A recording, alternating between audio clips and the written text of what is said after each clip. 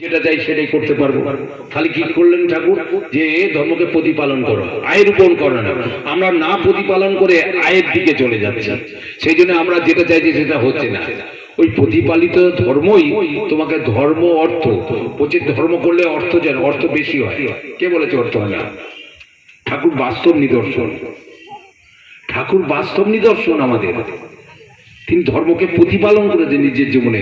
একটা জিনিসের উপরে, মানুষ আপন টাকা পর যত পারিস মানুষ ধর, একটা বাণীর উপর দাঁড়িয়ে সারাটা জীবন কাটিয়ে দিলেন।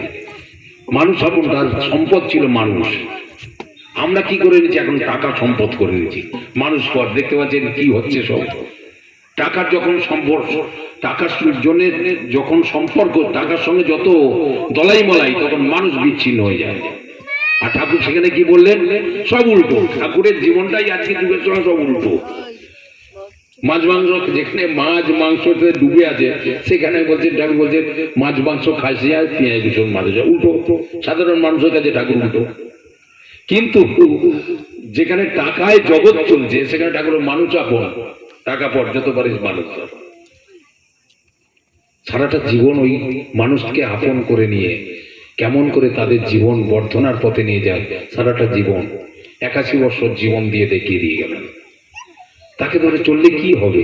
এই যে আমাদের সংসারে দুঃখ জ্বালা বেদনা থাকে, অনেক যে যেটার মতো কোনো সমস্যা। আমরা যখন সৎসঙ্গ করি, তার গুণকীর্তন করি, একটু একটু করে কি হয়, আমাদের হৃদয়ে স্পর্শ হয়, আমাদের একটু ছোঁয়া লাগে, তার ছোঁয়াটা লাগে হৃদয়ে একটুখানি। হৃদয়ে তিনি বসে। এই যে সৎসঙ্গ করছে, সৎসঙ্গ শুনছি, বাচ্চা বাচ্চা ছেলেরা এই যে সৎসঙ্গ করছে, শুনতে শুনতে কি এই বাচ্চাবেলা থেকে কি হচ্ছে, ট্রেনিং হচ্ছে। একটা সৎসঙ্গ একটা কালচার, পরিবারের কালচার তৈরি হচ্ছে। বাবার প্রতি শ্রদ্ধা, মায়ের প্রতি ভক্তি, গুরুজনদের প্রতি শ্রদ্ধা, পরিবেশের জন্য করণীয়, এগুলো লেকচার দিয়ে হয় না। চরিত্র চাই। আর চরিত্রটা তৈরি করতে গেলে জীবন্ত আইডিয়ালের দরকার, জীবন্ত গুরুর দরকার আছে। চরিত্র তৈরি হয় ওখান থেকে। কেমন করে করবো?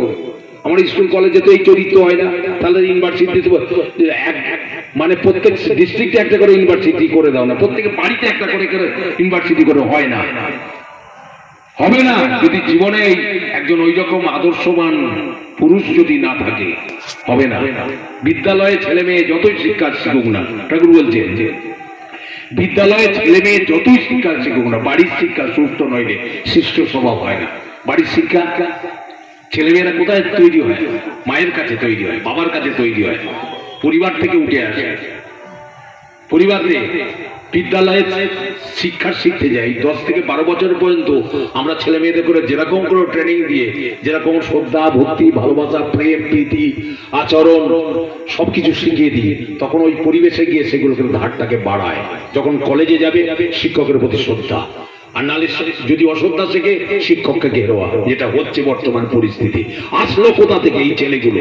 আমার আপনার গর্ব ঔরসের বা গর্ভে এসছে, এরাই তো। আজকে জাতি তৈরি হবে কি করে? ভালো শুদ্ধ যদি শিশু না জন্মায়, যদি সচ্চরিতমান যদি পৃথিবীতে সোল্ড না আসে, তাহলে দেখবেন সমাজ দাঁড়াবে কি করে? যার জন্য সংগ্রামটা ছিল ঠাকুরের দীক্ষা শিক্ষার বিবাহ। ঠাকুরের দেশবন্ধু চিত্তরঞ্জন দাসদাকে ঠাকুর ওই জোর দিয়েছেন। নেতাজি সুভাষচন্দ্র বোসকেও ঠাকুর এই কথাই বলেছিলেন, দীক্ষার শিক্ষা বিবাহ, তিনটের উপর জোর দিয়েছিলেন। দীক্ষা সেখানে সেখানে, দীক্ষা মানে দক্ষ করে তোলো, শিক্ষা ওই আজ কি দীক্ষা নিয়ে শিক্ষা করিস, আচার্যকে করে সার, আচরণে বোধ চয়নে জ্ঞানের সাগর না পার। দীক্ষা নিয়ে শিক্ষা করতে হবে। আমরা কি শিক্ষা নিয়ে দীক্ষাটা পরে হবে? উল্টো, দীক্ষা নিয়ে শিক্ষা করি। ঠাকুরের সঙ্গে আর আজকের যুগের সঙ্গে সম্পূর্ণ আলাদা। ঠাকুর যে দীক্ষা নিয়ে শিক্ষা করিস আচার্য করে, আচার্য মানে যিনি আচরণ করে নিজের জীবনে প্রতিপালন করে, যিনি সবটুকু মানুষের সামনে উত্থাপন, তিনি আচার্য। শ্রী ঠাকুর বলছেন পুরুষোত্তম আসেন যখন, তিনি আচার্য, তিনি গুরু, তিনি আমাদের জীবন দ্বারা, তিনি আমাদের জীবন মেরু। ঠাকুরই সব, ঠাকুরই স্বভাব, তিনি একেবারে আচার্য, একেবারে পরম পিতা তিনি। যার জন্য শ্রী ঠাকুর এবারে বললেন যে আমি এমন কোন ব্লেড দাড়ি কামাইনি, যে ব্লেডের দাড়ি কামাইনি সেরকম ব্লেড তোমাদের হাতে তুলে দিয়ে প্রত্যেকটা বিষয়ে মায়ের প্রতি ভক্তি কেমন করে করতে হয়। ঠাকুর নিজের জীবন দিয়ে 81 বছর জীবন ধরে মা ছাড়া জীবনে, অথচ মা তাকে নিয়ত 3 ভাইয়ের মধ্যে ঠাকুরকে প্রহার করত। ঠাকুরের কোনো কিছু অমিছিল দেখলে পরই ঠাকুরকে মার, অন্য ছেলেদের করে আদর করছে, বাদল কাকাকে আদর করছে। ঠাকুর নীরবে সহ্য করে, মা ছাড়া তার জীবনে চলে যায়। আর মাকে খুশি করার জন্য সারাটা জীবন ঠাকুর এই যে মাতৃভক্তি অটুট যত, সেই ছেলে হয় কি যত মায়ের প্রতি ভক্তি। তিনি তো নিজে হাতে কলমে দেখিয়ে দিলেন জীবন দিয়ে। বাবার পিতার শ্রদ্ধা, পিতাকে শ্রদ্ধা কতখানি ভালোবাসে। অভাব অভিযোগ এগুলো অনেকবার বলেছি অনেক জায়গায়। অভাব অভিযোগ, বাবার ওষুধ কেনার পয়সা নেই মায়ের কাছে, তখন মাকে বলছে, মা তুই আমাকে মুড়ি ভেজে দে, আমি স্টিমার ঘাটে গিয়ে, পাবনার লঞ্চ ঘাটে গিয়ে, স্টিমার ঘাটে গিয়ে আমি মুড়ি বিক্রি করবো। মুড়ি বিক্রি করেছেন, করে ওষুধ কিনে নিয়ে এসছেন বাবার ওষুধের। ঠাকুরের জীবনটা এইরকম ছিল। আজকে সারা বিশ্বের বুকে তিনি কোন কি দিয়ে বিচার করো তাকে? আমাদের মানে আমরা হচ্ছে লবণ সমুদ্রকে জল মাপতে গিয়ে যতই মাপতে যাই ততই গলে তাতে মিলিয়ে যাই। তাকে মাপার কিছু নেই। তার প্রেমের বাঁধনে নিজেকে বাঁধতে হবে। আর ওই প্রেমটা আসে কখন? ওই করার ভিতর দিয়ে, তার ভেতরে আনুগত্য করার আবেগ আসে। তাকে ভালোবাসার আবেগ চাই, আবেগ চাই। আবেগ মানে গতি, আবেগ মানে অন্য কিছু না, উচ্ছ্বাস নয়। আবেগ মানে গতি, যে গতি আমার জীবনটাকে আরো বাড়িয়ে দেবে, সেই গতি। জাহান্নামেও নিয়ে যেতে পারে গতি, আবার শুভের দিকেও নিয়ে যেতে। তাহলে শুভ চিন্তাটা আমার ভিতরে নিয়ে আসতে গেলেই সবসময় তাকে চিন্তা করতে হবে।